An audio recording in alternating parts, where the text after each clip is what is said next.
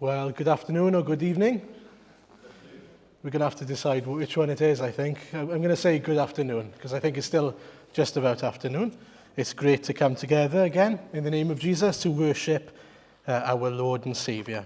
Just a few announcements before we move on then. The one maybe to keep in mind is that Dominic has his baptism, which will be a bit different. We had thought of doing it in the river, but we told that's a bit dirty, so we're not going to do that. Instead, we're going to go to Amroth Beach. That's quite simple to be able to stand at the side there without going onto the sand, and you can still see everything. So for those of you who are worried about sort of access and so on, you can park nearby and be right there. It's nice and safe. So that's at 2:30 next Sunday. And then, we'll be congregating opposite the New Inn, which is a pub there. As you come down towards the beach, you turn left, and basically that's the seafront. And so we'll be at the far left-hand side, but on the right, on the seaside. So you should see a bunch of us there, hopefully. And if we go on, then just explain the events coming up for the next couple of weeks then. This is how things look. So next week we've got the morning service and then the afternoon baptism. And then you can come back here for teas and coffees after that, and some fellowship leading up then to the afternoon service. That's at 4:30. And then the following week, we've only got one service. That's at 10:30. That's a bilingual baptism service. That's when Guillaume and Martha will be baptized. And so we look forward to that.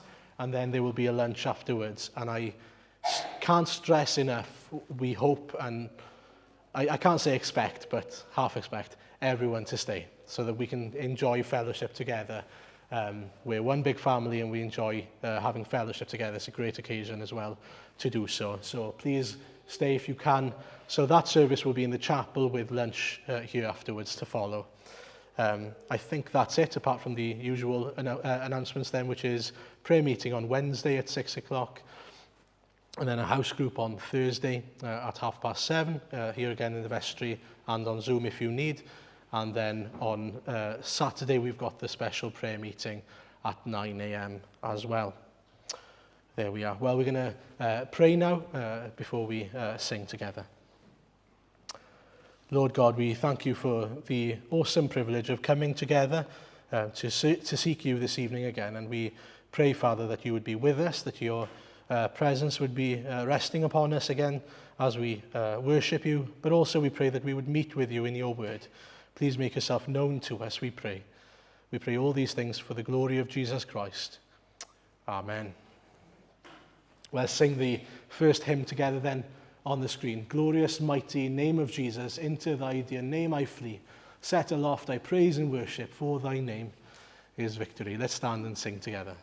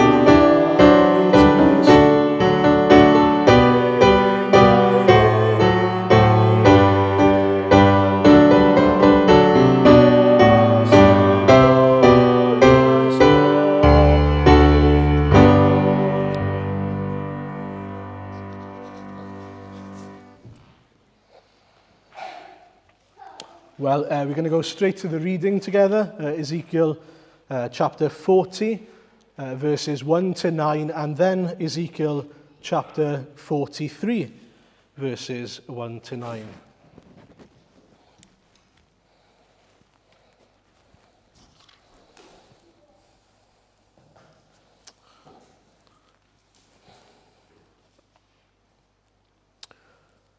Ezekiel 40 then, verses 1 to 9 initially. It'll be on the screen, or please follow in your Bibles.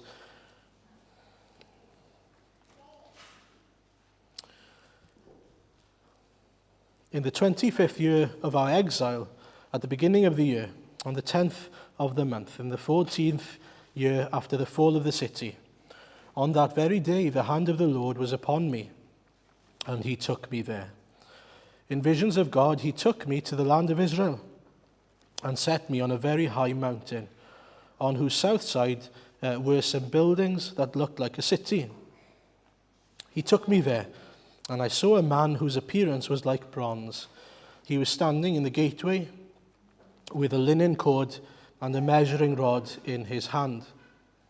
The man said to me, "Son of man, look with your eyes and hear with your ears, and pay attention to everything I am going to show you, for that is why you have been brought here. Tell the house of Israel everything you see." I saw a wall completely surrounding the temple area. The length of the measuring rod in the man's hand was six long cubits, each of which was a cubit and a handbreadth. He measured the wall. It was 1 measuring rod thick and 1 rod high. Then he went to the gate facing east. He climbed up its steps and measured the threshold of the gate. It was 1 rod deep.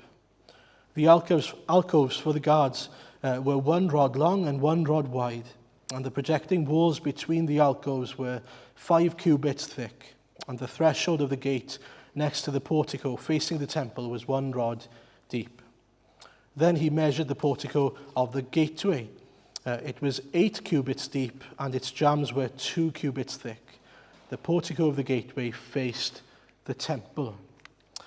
And now let's go to chapter 43, verses 1 to 9. Then the man brought me to the gate facing east, and I saw the glory of the God of Israel coming from the east. His voice was like the roar of rushing waters, and the land was radiant with his glory.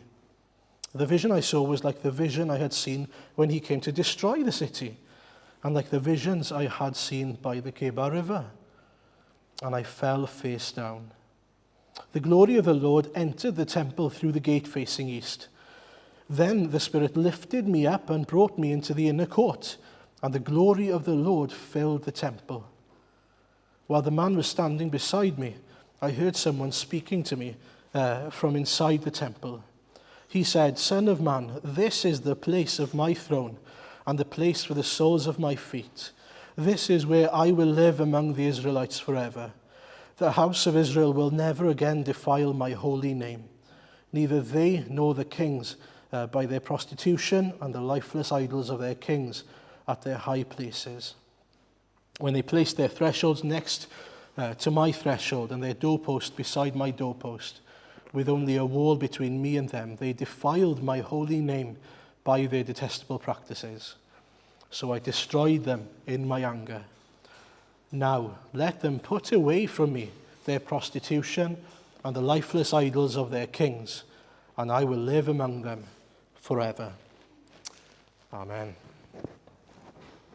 Well, we're going straight to the sermon this afternoon, or this evening, and we're going to focus on, in many ways, and this is a disclaimer as we begin, you might be glad actually to hear, I'm not going to cover these chapters in detail, but I'm going to be sort of looking at chapters 40 to 43, and 43 verse 12 up to that point especially. And the main reason for that is because there's a lot of detail there about this new temple. And actually, I believe that the message, the overarching message that Ezekiel learns is much more important and applicable than the minor details in the passage. And that's why we're looking at it like this. And so please don't expect me to go verse by verse or go through the entirety of the passages. We're only having 2 sort of readings there from the passage. But hopefully we'll see the bigger picture then. That's the plan this afternoon, is to see the bigger picture here, what the temple is all about.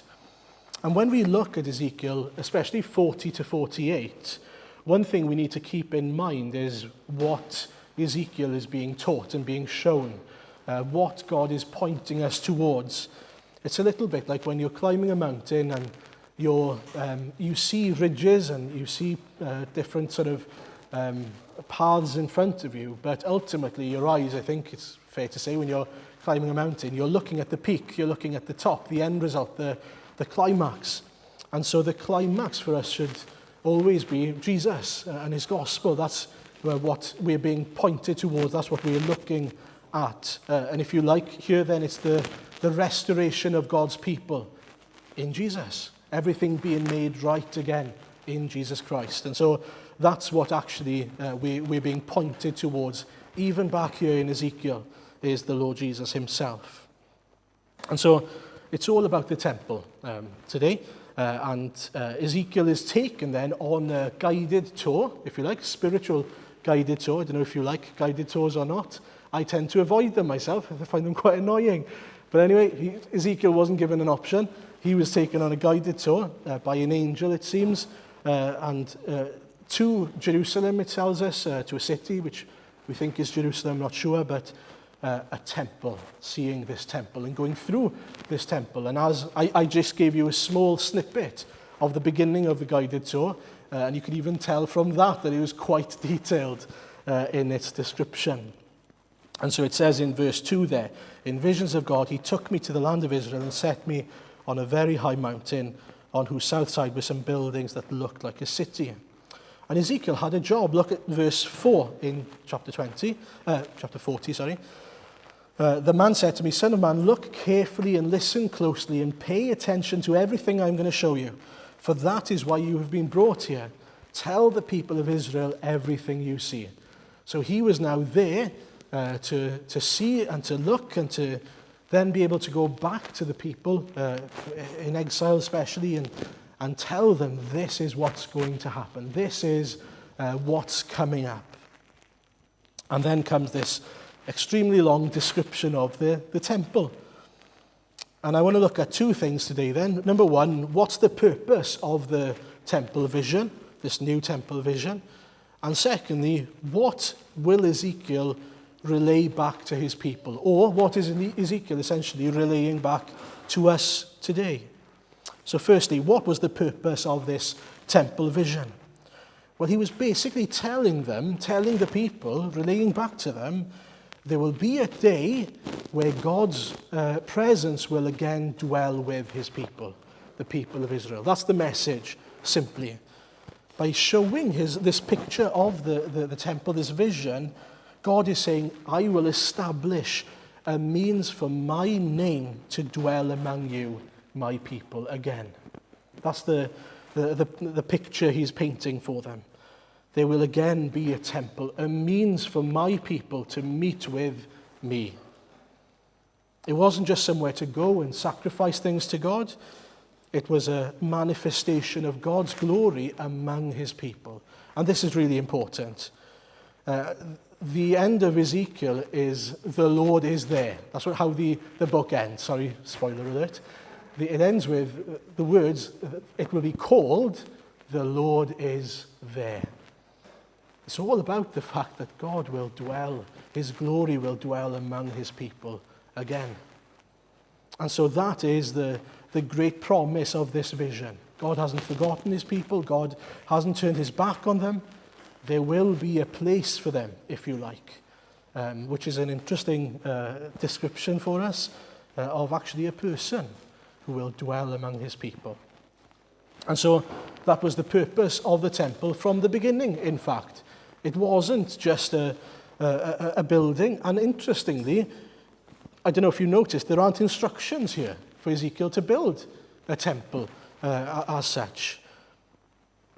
It's a guided tour of a finished temple, an amazing temple, the best temple Ezekiel had seen or heard of. This picture illustrates a perfect temple, And if we did fast forward after 70 plus years, when they were back in and the temple was finally rebuilt, the temple that they built was rubbish compared to this picture.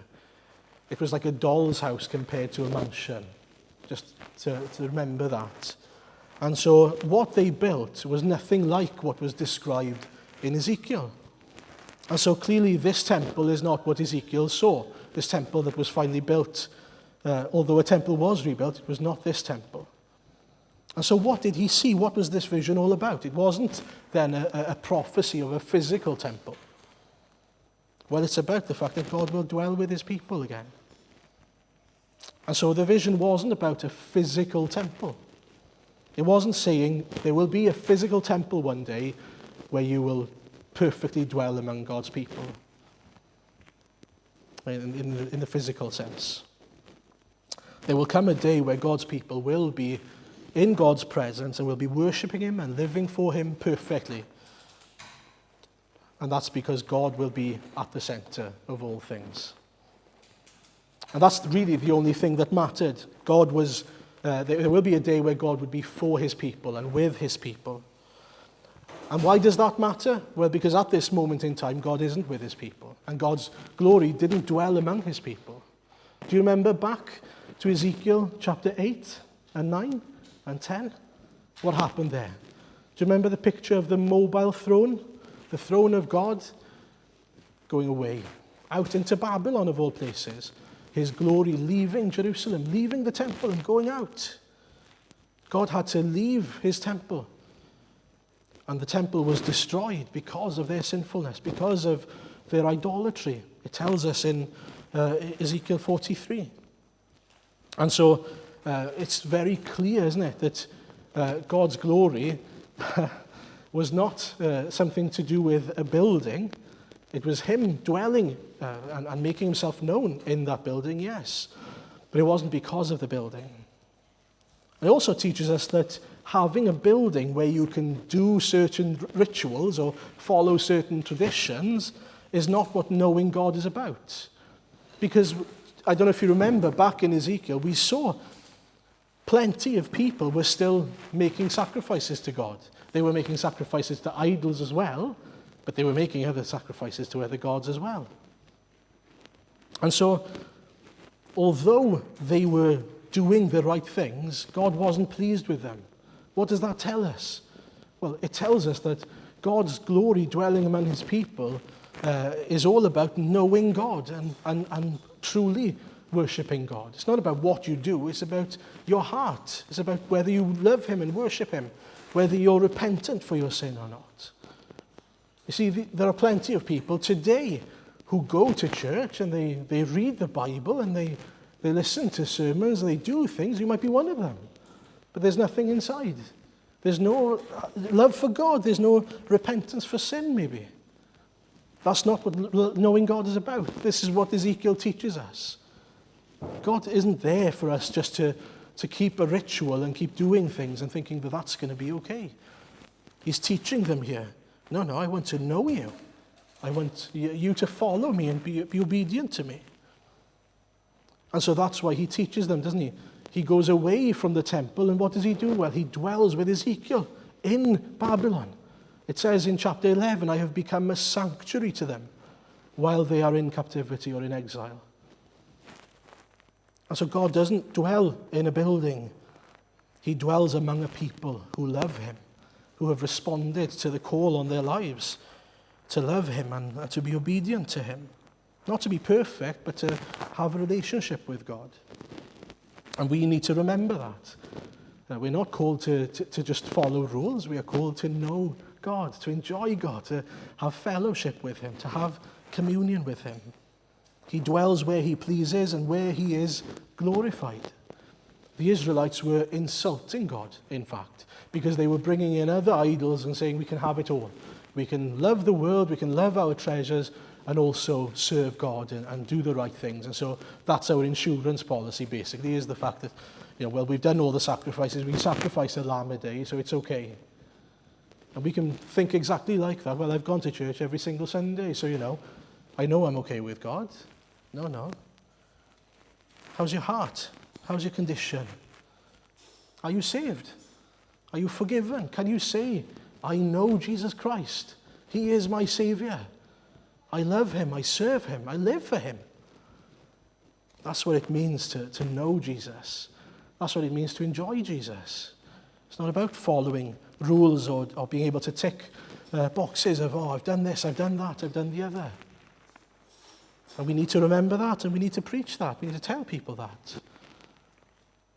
Otherwise, they'll think that they're doing the right thing, and they think that they're okay, but they're not. And so, here we see then, God is making things right with his people. He's calling them again to repentance, and that's what we saw at the end of the reading in Ezekiel 43. He tells them to put away the idols, to put away all the bad things, and to come and follow him.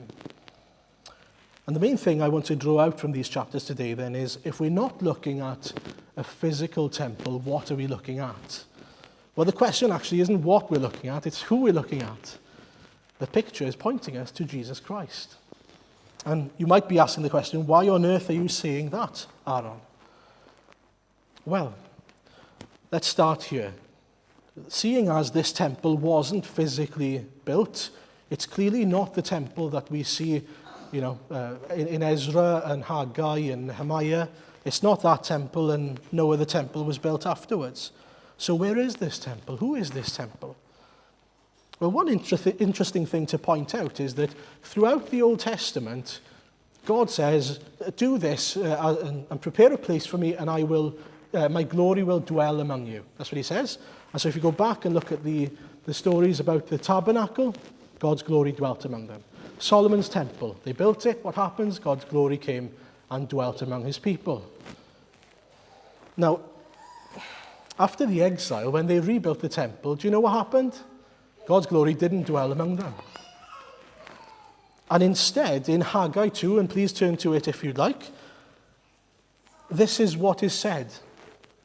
Who of you is left who saw the house in its former glory? How does it look to you now? Does it not seem to you like nothing? And then verse 6. This is what the Lord Almighty says. In a little while I will once more shake the heavens and the earth, the sea and the dry land. I will shake all nations, and what is desired by all nations will come. And I will fill this house with glory, says the Lord Almighty. The silver is mine and the gold is mine, declares the Lord Almighty. The glory of this present house will be greater than the glory of the former house, says the Lord Almighty. And in this place I will grant peace, declares the Lord Almighty. A few things to note about that. First of all, God himself says through Haggai, this new temple that they built was nothing. Doesn't it seem to you like nothing? Literally like a doll's house compared to a palace. But then he also says, God promises here that a time will come where even this temple will be filled with God's glory. That's interesting. And that he'd shake the heavens and the earth. And so we hear in the Old Testament that Nehemiah came, he built a city. And so we had a city, we have a temple, which isn't a very good temple, a people. But there were two missing ingredients that they were waiting for. Do you know what they are? A king and God's glory. They wanted God's glory to come and dwell among them, and they wanted a king. They were waiting for a king from the line of David, as promised by God. And suddenly there's a gap. Quiet, nothing. Until what? Matthew chapter 1. And what do we read in Matthew chapter 1, verse 1? The origins of Jesus, the son of David. Well, I think I remember reading something about the line of David and looking towards a king from the line of David. And what do we read in John chapter 1? Well, we hear about the word that becomes flesh. And what does he do? He dwells among his people. He tabernacles, if you like, among his people. He makes a temple among his people. And what does it say about this temple? We have seen his glory. The glory of the one and only Son who came from the Father, full of grace and truth. He's identifying himself through Scripture as the temple, the one who's coming to reveal God's glory to the world. And what does he do in John chapter 2? Well, after entering to the temple, that rubbish temple that's nothing, revealing his glory to them in that temple, he clears out the temple. Do you remember? He clears out the temple because what's happened? They've gone back to their old ways again. What had the temple become? Not a place to worship God, but a place to do business. And what does he say after clearing out the temple? Verse 19 of John chapter 2. Destroy this temple and I will raise it again in 3 days. If you want any more proof that Jesus is the temple, well, he calls himself the temple. And if you're a bit confused about that, read on. Verse 20 and 21, it says, they replied, it has taken 46 years to build this temple, and you're going to raise it in 3 days? And John tells us, but this temple he had spoken of was his body. He's talking about himself. He is the temple, the place to meet with God, the place where God will make his name dwell among his people. And so some extremely important points to make then. Because Jesus had entered the temple, he fulfilled that prophecy in Haggai, that the glory of God would fill that temple. Because Jesus entered it. That's quite amazing. He also fulfilled the prophecy in his coming, in his incarnation, that he would shake the heavens and the earth. History hasn't been the same, it was changed completely because of that event, because Jesus came to earth, because God became man and dwelt among us. And then Jesus was clearly telling everyone that God's glory had manifested itself in his body. He is God among his people. Not a case of going somewhere to meet with God, but now meeting God himself in Jesus Christ. And so the dwelling place for God among his people is in the person of Jesus. He is now the way, the truth, and the life, the door for us to know and enjoy Jesus. And Revelation actually points us to that same reality. And we'll see this in its fullness in eternity. But we can read about it now and look forward to it and get excited. Turn to Revelation 21. I love Revelation anyway, but I love Revelation 21 especially. Because if anything is going to get us excited, and when I encourage you to do what I do. When things get hard and you start thinking to yourself, what's going to happen to this world? Just turn to Revelation 21 and give it a quick read. This is what's going to happen to the world. This is, our world then, the world we as believers live in. And I heard a loud voice from the throne saying, I go from verse 3 first of all, look, God's dwelling place is now among the people, and he will dwell with them.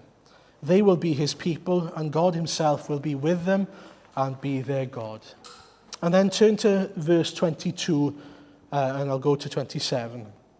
He says this, I didn't see a temple in the city, because the Lord God Almighty and the Lamb are its temple. The city does not need the sun or the moon to shine on it, for the glory of God gives it light, and the Lamb is its lamp. The nations will walk by its light, and the kings of the earth will bring their splendor into it. On no day will its gates ever be shut, for there will be no night there. The glory and honor of the nations will be brought into it. Nothing impure will ever enter it, nor will anyone who does what is shameful or deceitful, but only those whose names are written in the Lamb's book of life. It's a wonderful description of what we've got to look forward to. But that is real even now. Not in its fullness, but in part. We have seen God's glory in the face of Jesus Christ. It tells us in 2 Corinthians.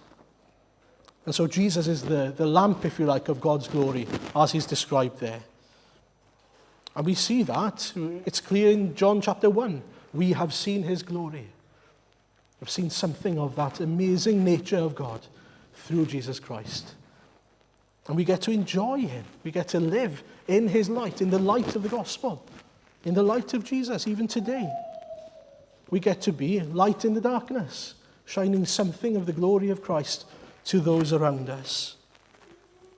And we can also rejoice at the mystery that is Christ in us, the hope of glory. I find that amazing. Colossians 1:27. And there's a lovely version, the CEV version says this, and the mystery that is Christ lives in you, and he is your hope of sharing in God's glory. Sure hope of sharing in God's glory. We get to share in the glory of Jesus Christ. We are now a means for other people to see and know Christ. The amazing thing about the gospel is that this temple that is Jesus Christ, who reveals and is God's glory, dwells now by faith in us. And so we have become temples of the temple. Also temples then of the Holy Spirit and of the Lord Jesus himself by faith. And so we get to shine the glory of Christ to others, as we heard a bit about this morning as well.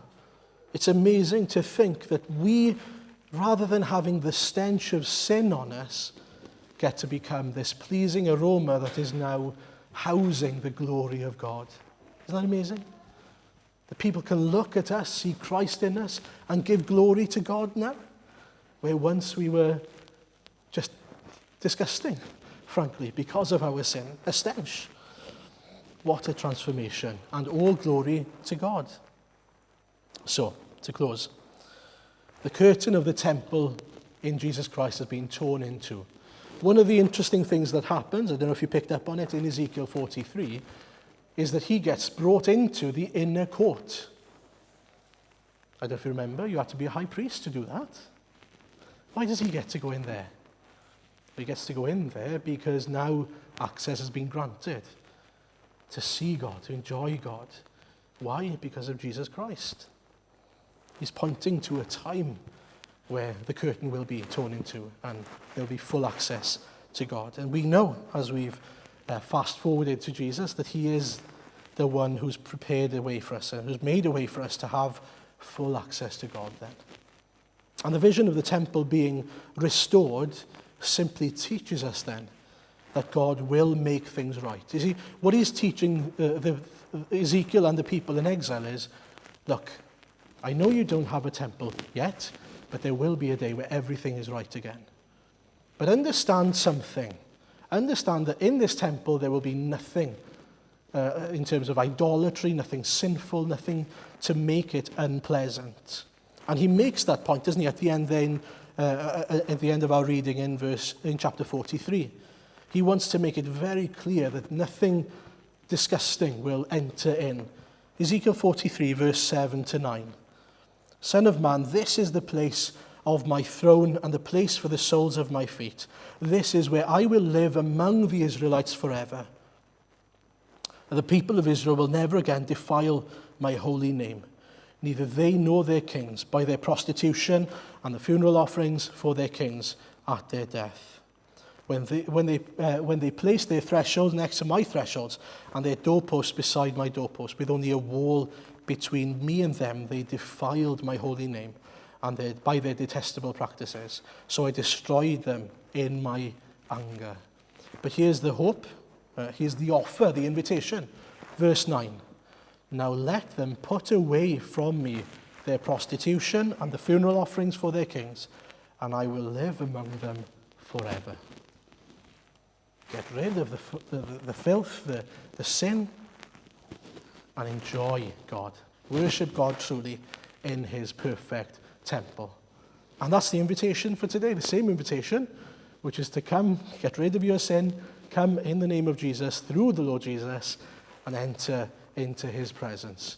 And by entering, you've got the promise that he will live among you and I forever. What a wonderful promise that is. Forever, for eternity. And so 4 things maybe to recap.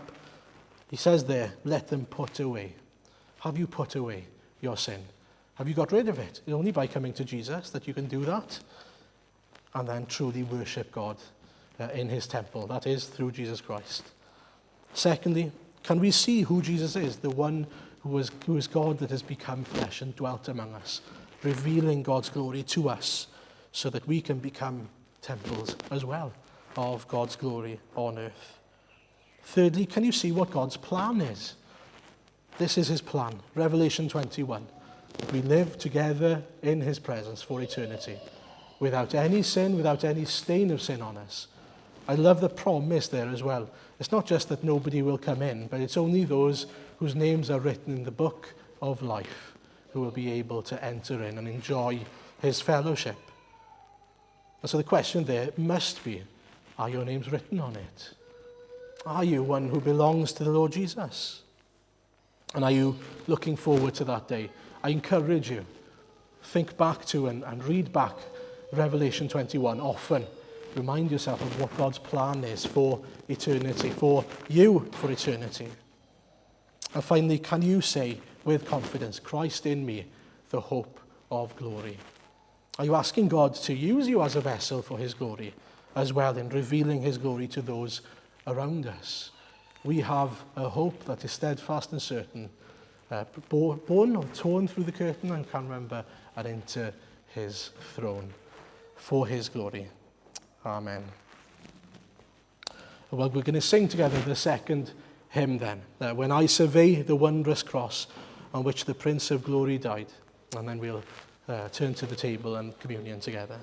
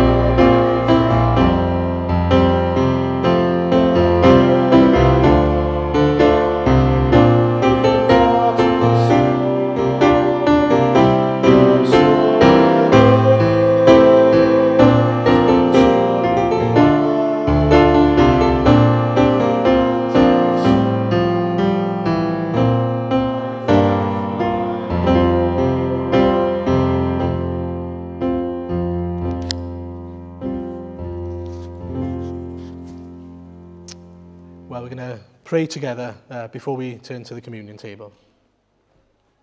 Heavenly Father, we thank you so much for your word to us again. We thank you that as you have shown us, you once made a way for people to, for your name to dwell among your people in a temple. But we thank you now that you have made a way for your name and your presence to dwell among us in the Lord Jesus Christ. And we thank you that through him we can have, we can know you, we can have access into your presence.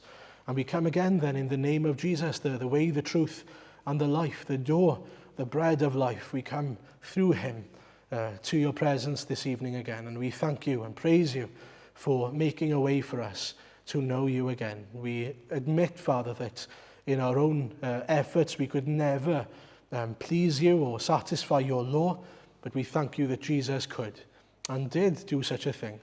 Not because he needed to prove himself, but because he was willing to do it to clothe us in his righteousness.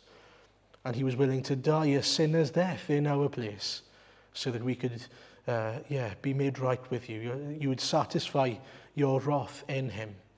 Oh, Lord Jesus, we can't thank you enough for dying in our place.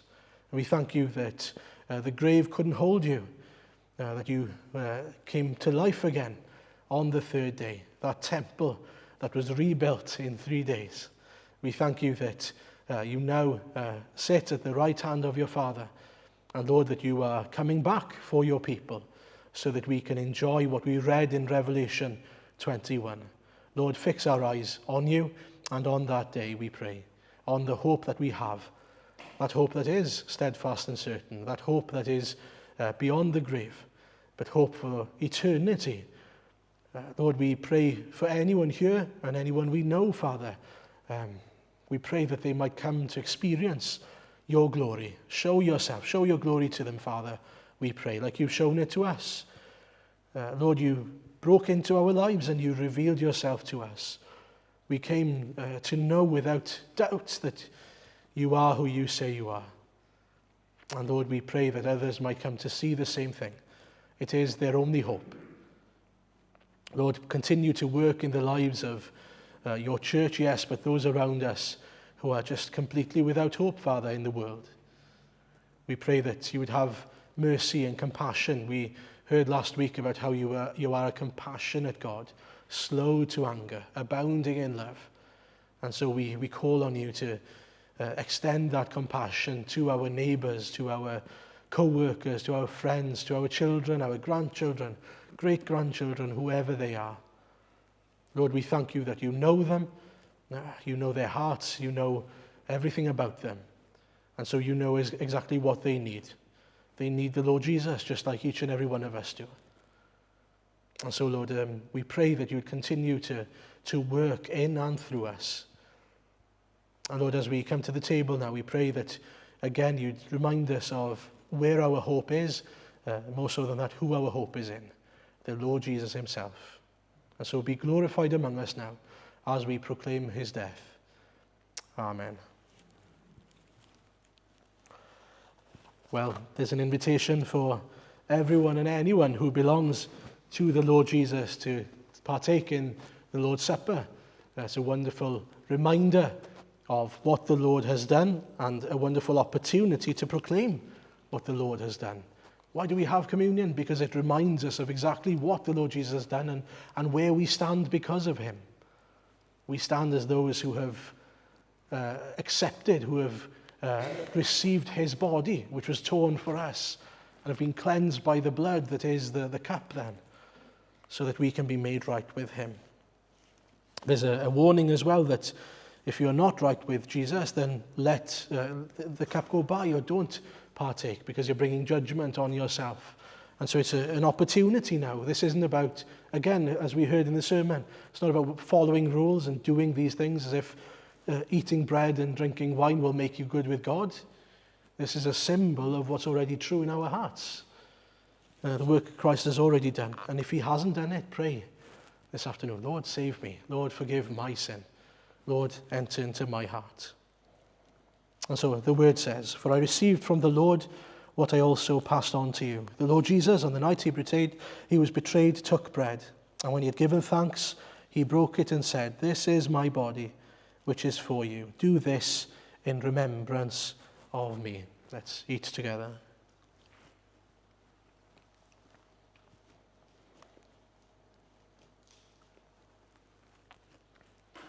Lord God, we do thank you for this bread, this symbol of your body that was torn for us, that you became sin's curse in our place, that you satisfied your Father's wrath, Lord Jesus. Heavenly Father, we thank you for your great love to us in giving your Son so that we can be made right with you. Lord, we can't thank you enough. And we pray, Father, that we would never stray from the truth of your gospel and never stray from this truth that it is only by his wounds we have been healed. We give you glory and praise in his name. Amen.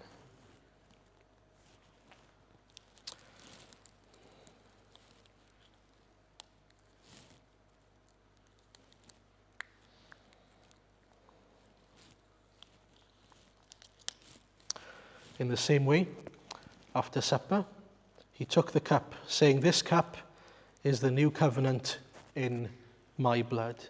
Do this whenever you drink it in remembrance of me. For whenever you eat this bread and drink this cup, you proclaim the Lord's death until he comes."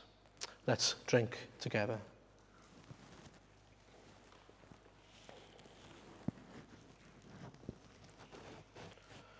Lord, we thank you for this cup, again, the symbol of the blood of Jesus that was shed for us, this blood that cleanses us of all our sin.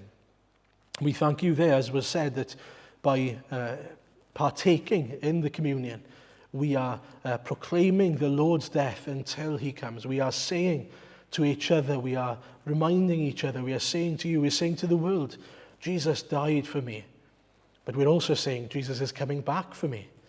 We're saying Jesus is coming back to judge the world. He's coming back to bring with him a new heaven and a new earth. He's coming back to get rid of sin and evil.